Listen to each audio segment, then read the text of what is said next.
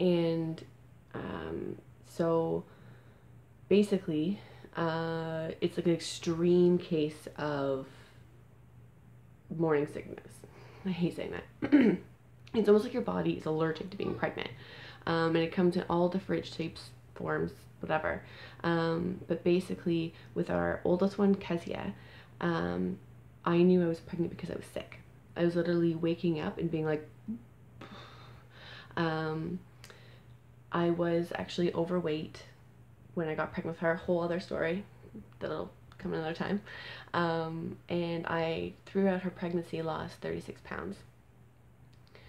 She was 8 pounds, 23 inches, due date, but I was throwing up anywhere 20 to 30 times a day. I had lots of triggers, things like water. People would say, oh, try have some crackers while you're still like lying down in bed, and it'll help soak things up. I'm like, I wake up literally to like turn over and throw up. So no, that's not gonna do anything. Ginger? Yeah, no, doesn't do anything. I said Kezia was born in 2010, so at the time, Zofran was a big like there was a big scare about it causing birth defects, and my doctor wouldn't prescribe it.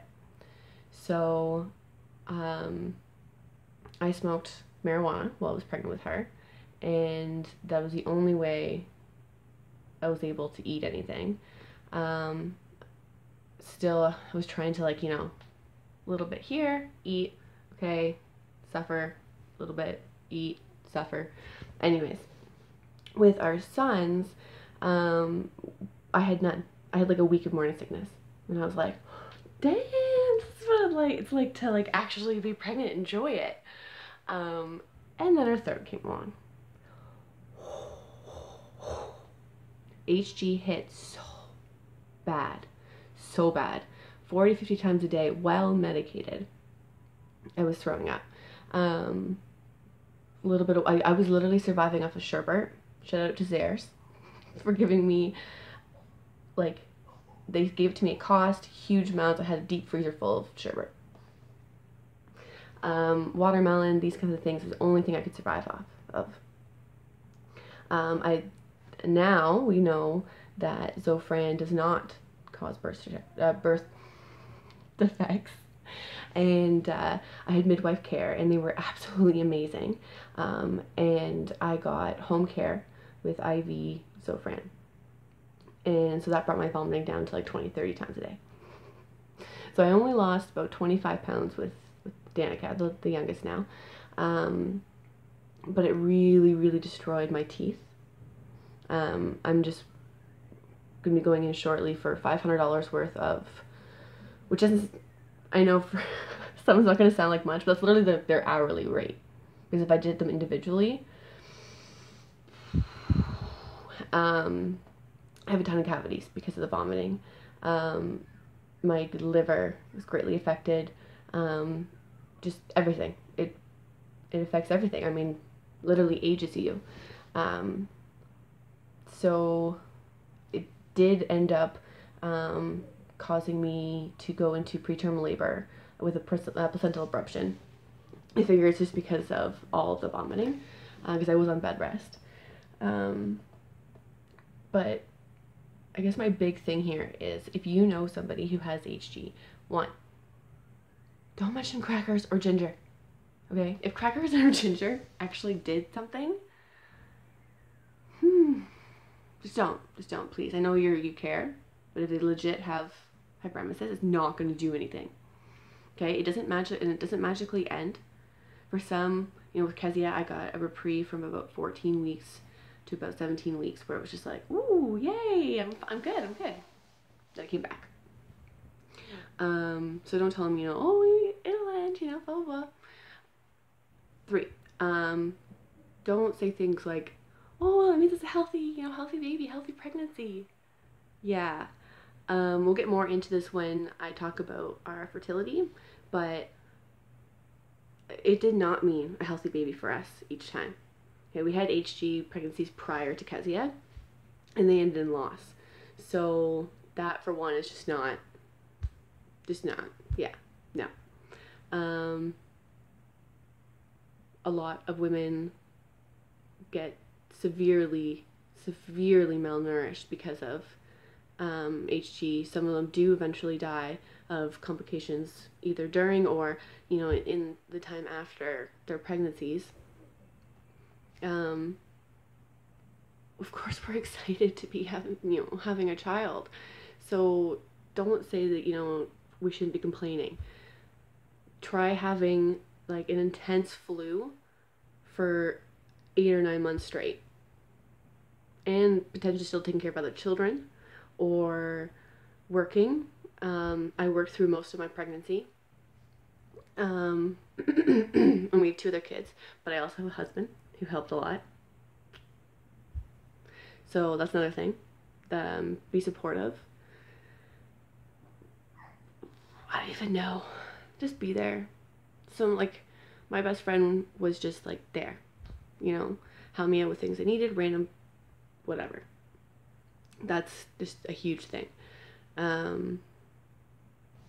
don't know. Everybody's journey is so different. But hyperemesis really isn't just another morning. It's just a pregnancy thing. You know, Amy Schumer has come out. She has hyperemesis. Now, I'm not going to get into my thoughts on her other than this.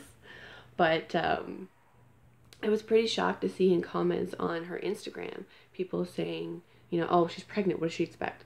Get over it. Every pregnant woman's gone through it. No, this is actually really not normal.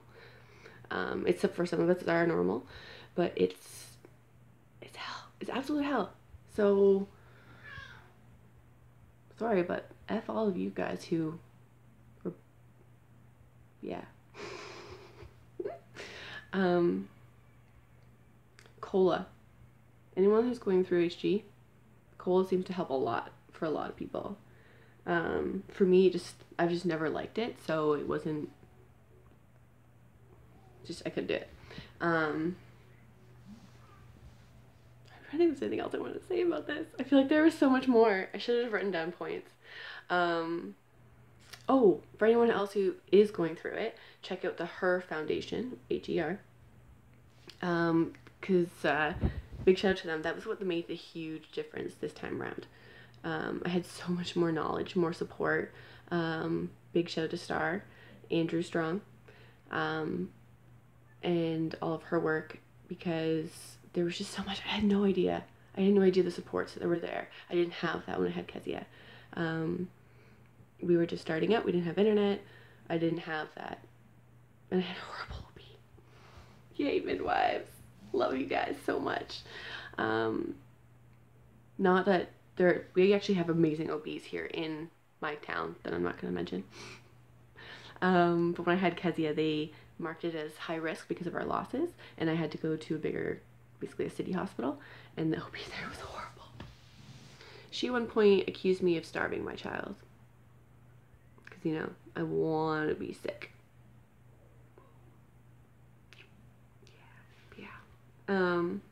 Yeah, that's another thing. I'm not faking it. Who wants to be sick like that for 8 or 9 months? In my case, 10 months. I mean, in some cases, 10 months. Full term is technically 10 months.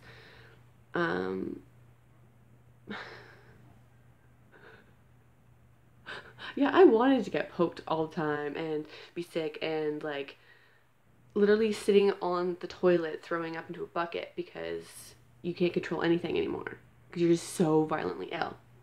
You're popping blood vessels and just no. So to all my other HG moms, love you guys. And those supporting them, thank you. Support makes all the difference. All difference. And for those who are worried about the Zofran, check out the studies done by University of Philadelphia. I'll find the link and I'll post it in the description. Yeah, and I'll also post a link to the group for Facebook that Starr has going, and the Her Foundation. So there's lots of support out there. And yeah, until next time.